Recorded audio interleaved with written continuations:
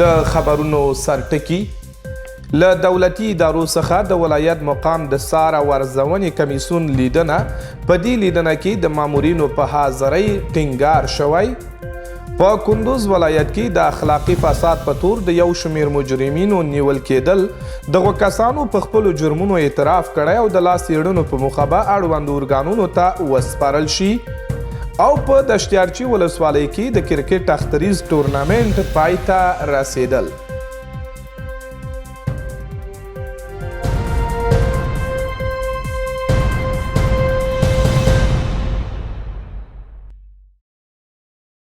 د کندوز ملي تلویزیون قدرمنو لیدونکو سلامونه. نن شنبه د 1440 سپوږمیز کال د شوال د میاشتې 14مه د 1402 لمریز کال د غویي یا د ثور 14مه چې د 2023 زیږدیز کال د مای د میاشتې له 6مې نیټې سره سمون لري.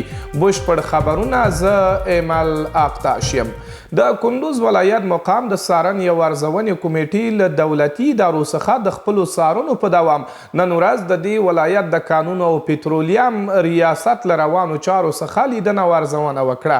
مسؤلین له دې کار څخه موخه په دولتي ادارو کې د ښو فعالیتونو او د اړتیا وړ خدماتو وړاندې کولو او د عامو وګړو قناعت ترلاسه کول په ګوته کړي دي.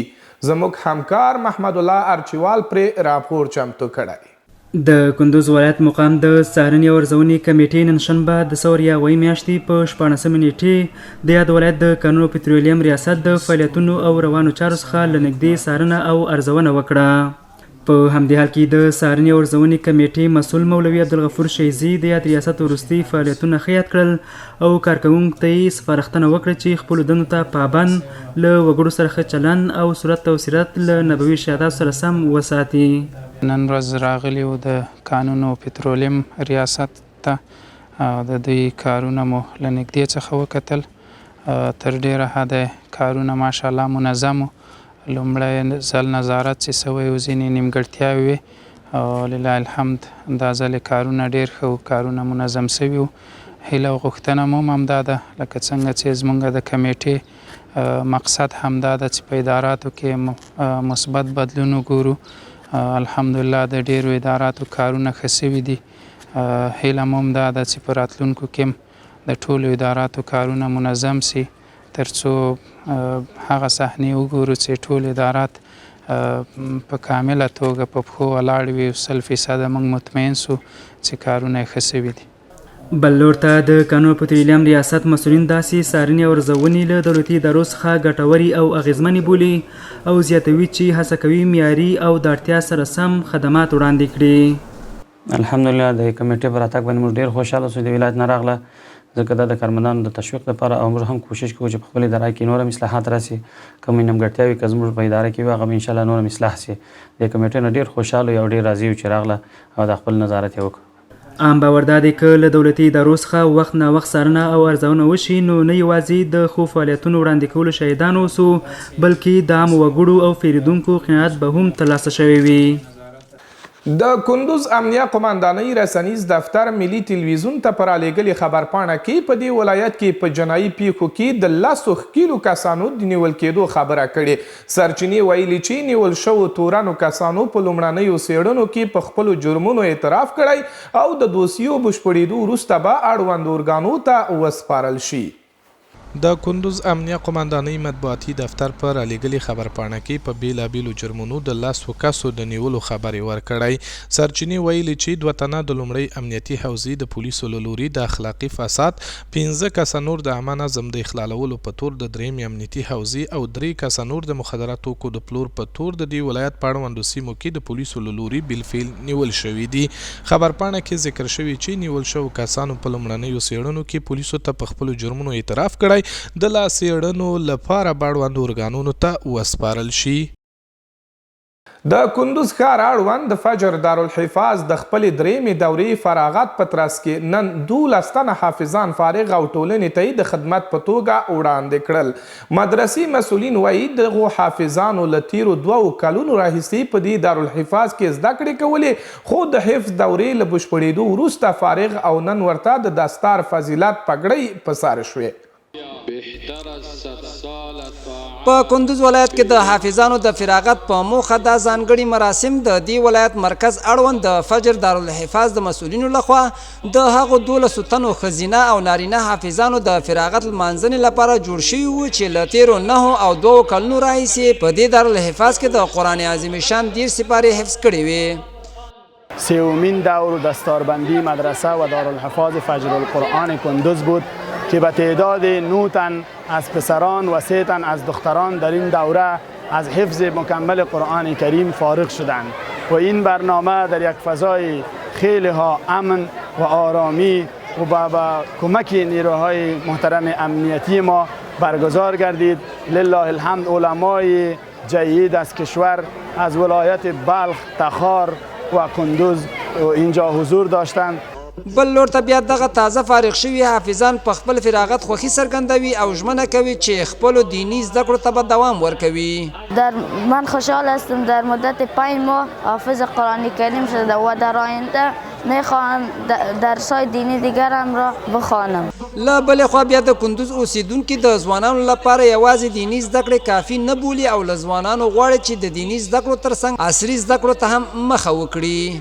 اوس نړۍ چې د دواړو زده کړو ته ارزښت لري، په خاص توګه مسلمانان یوازې په دیني علم باندې باید تکیه ونه کړي او سره د اصلي نړۍ سره خپل ځان برابر کړي.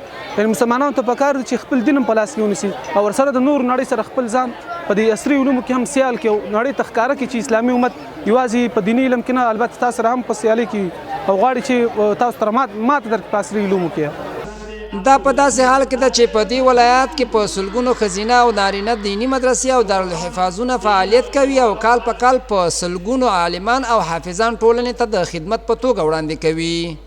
د کندوز ولایت په دشت ارچي ولسوالۍ کې د کرکټ اختریز تورنمنټ د ارچي اتلانو لوبډلې په بریا پای ته ورسید. د مسؤلینو په وینا دغه سیالۍ څو ورځې وړاندې د کندوز مرکز په ګډون د 10 ټیمونو ترمنځ پیل شوې وې او له دې سیالیو څخه موخه د لوبغاړو غوراوی په ګوته شوی ده. دا د کندوز ولایت په دشترچی ولسوالۍ کې د کرکټ هغه اختریزې سیالۍ دي چې څو ورځې وړاندې په دې ولسوالۍ کې پیل شوې وې.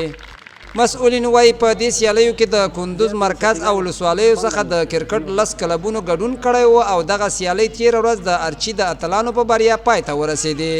د ځوانانو د هڅونې په پار دا سیالۍ جوړه شوې، په ده کې د کندوز په شمول باندې او د مرکز او ولسوالو په شمول 10 لوبډلو اشتراک کړی. د هغه د 10 لوبډلو د جملې نه دغه 2 لوبډلې د کالباد اتلان او ارچي اتلانو ترمنځ پایلوبه ترسره شوه. بل لور ته بیا د کرکټ معیاري لوبغالی او د لوبغاړو لپاره د تمریناتو ځایونو نشتوالی هغه څه دي چې د دې ولسوالۍ د کرکټ لوبغاړي یې له ګڼو ستونزو سره مخ کړي او نشي کولی چې پر وخت خپلو تمریناتو ته دوام ورکړي. که موږ ته په آینده کې دغسې یو معیاري لوبغالی چې د کرکټ بورډ سره سفتي او جوړ شي، دا به د کرکټرانو لپاره ډېر مهمي او په آینده کې به لوبغاړي موږ نوي ځوانان پیدا کړو، نوي لوبغاړي پیدا کړو. د ګراوند مشکلات دي، دغه شان د نور د وسایلو دي، د پیچ دی باید دلته یو ټرف وکټ جوړ شي. دلته اکاډمي لرو، د اکاډمۍ سره موږ سیمټ وکټ لرو، باید یو ټرف وکټ هم جوړ شي. په همدې مهال د کرکټ یو شمېر مینوال په دې ولسوالۍ کې د اسلامي امارت له واکمنېدو تر دې مهاله د بشپړ امنیت خبره کوي او له مسؤلینو غواړي چې د دشتیارچي ولسوالۍ ورزشکارانو ته ځانګړې پاملرنه وکړي. ټول د لوبې څخه خوند اخلي، موږ هم د دې لوبې څخه خوند اخلو او هیله مو دا ده چې داسې لوبو دپاره نور هم زمینه مساعده شي او مسؤول چارواکي په دې برخه کې لا همکاري وکړي د ځوانانو سره.